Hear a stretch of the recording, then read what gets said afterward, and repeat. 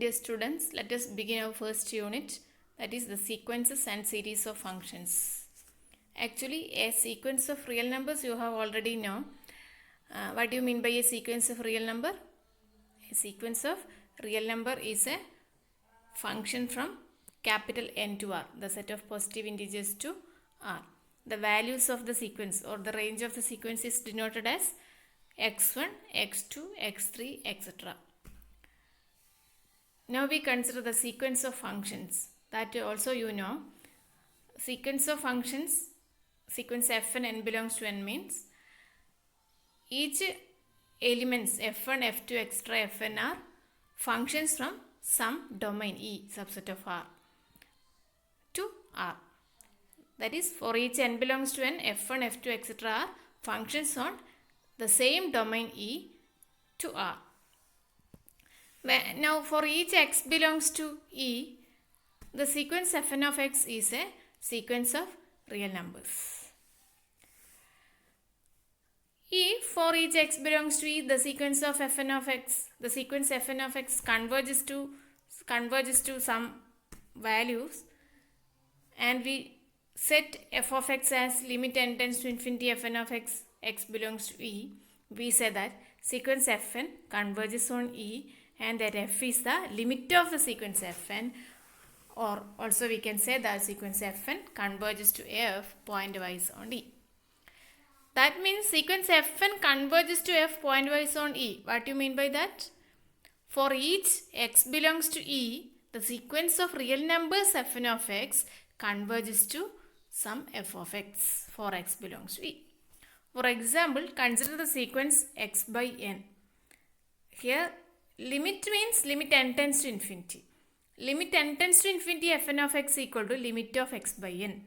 That is, we can take x outside, x into limit of 1 by n, that's equal to x into 0, that's 0. Therefore, the sequence x by n for x belongs to R converges pointwise to 0. Now consider another sequence gn of x equal to x raised to n, x belongs to R. Here the domain of the sequence is whole R. So when we have to consider all the values, all the real numbers. So when x equal to 1, this sequence gn of 1 is 1, the constant sequence. That means g1 of 1 is 1, g2 of 1 is 1, g3 of 1 is 1, etc. So clearly it converges to 1. And when mod x less than 1, the sequence limit of x raised to n equal to 0, that you have already studied. When x equal to minus 1, sequence gn of minus 1 is minus 1 raised to n is not a convergent sequence. Also when mod x greater than 1, sequence x raised to n becomes unbounded. So it is not convergent in R. So we define g of x as 0 when mod x less than 1, 1 when x equal to 1.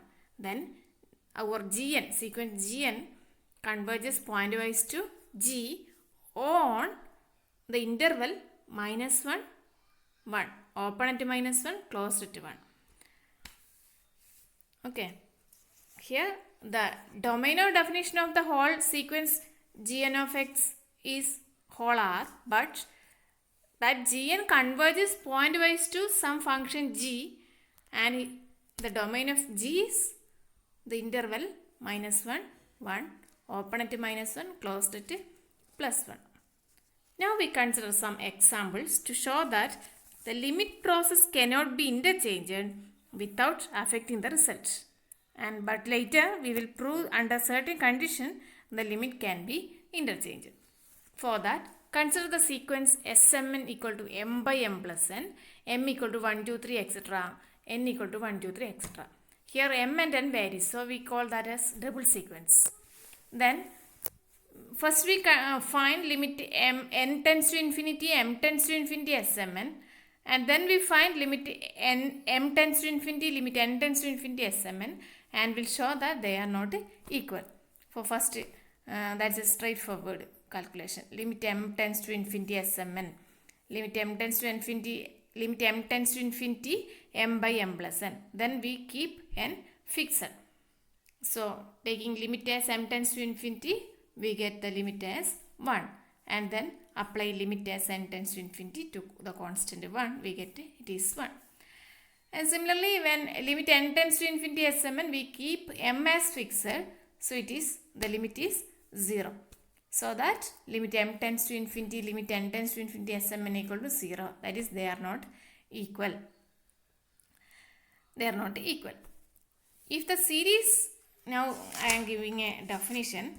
If the series sigma fn of x converges for each x belongs to E, and we define f of x as summation n equal to 1 to infinity fn of x belongs to E, the function f is called the sum of the series sigma fn. You already know when a series sigma xi converges to some x. When will a series of real numbers converges? The sequence of its partial sum converges. Similarly, when we consider the series of functions sigma fn of x, and for each x belongs to E, that is sigma fn of x is a series of real numbers.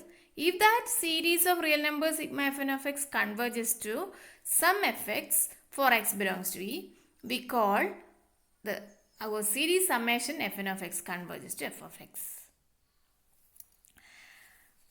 So now I consider an example to show that series of continuous function may have a discontinuous sum.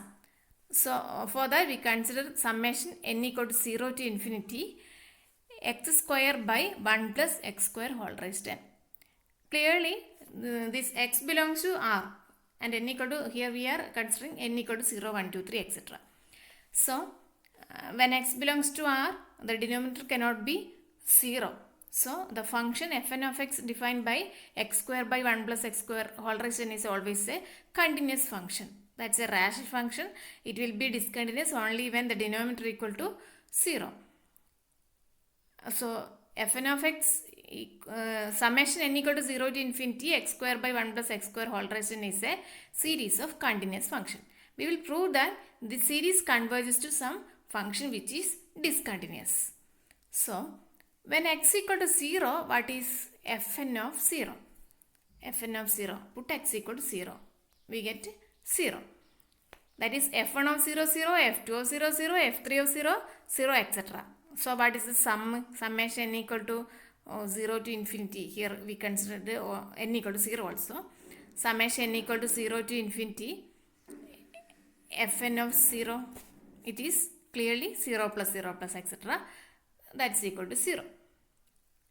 And for x not equal to 0, summation n equal to 0 to infinity x square by 1 plus x square whole raised to n is, we take x square outside. Then becomes summation n equal to 0 to infinity something raised to n. That something raised to n, that something is less than 1. So it is converged to 1 by 1 minus x, that you all know. So x square into 1 by 1 minus 1 plus 1 by x square. That's equal to, by simplification we get 1 plus x square. So for x equal to 0, our summation is 0. For x not equal to 0, our summation is 1 plus x square. So that we define f of x as 0 when x equal to 0, 1 plus x square when x not equal to 0. Then sigma fn of x equal to f of x for x belongs to R.